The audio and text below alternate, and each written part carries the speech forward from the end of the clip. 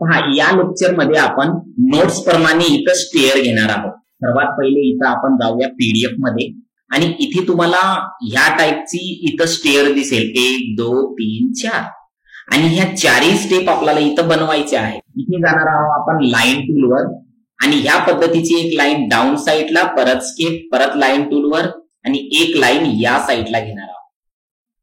आणि हे अनवॉन्टेड जे एरिया आहे किंवा सेगमेंट आहे ते TR डबल स्पेस करून आपण ट्रिम करणार आहोत का.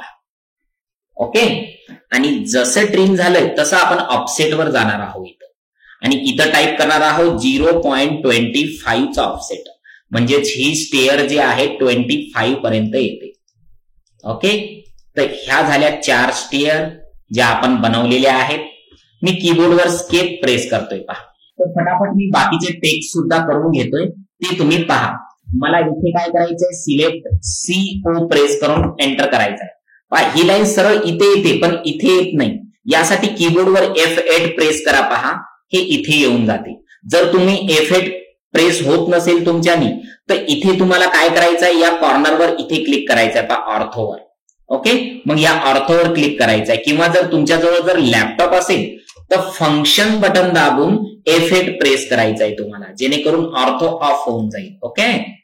चला, इथं WC प्रेस करायचंय. 1.10 x 1.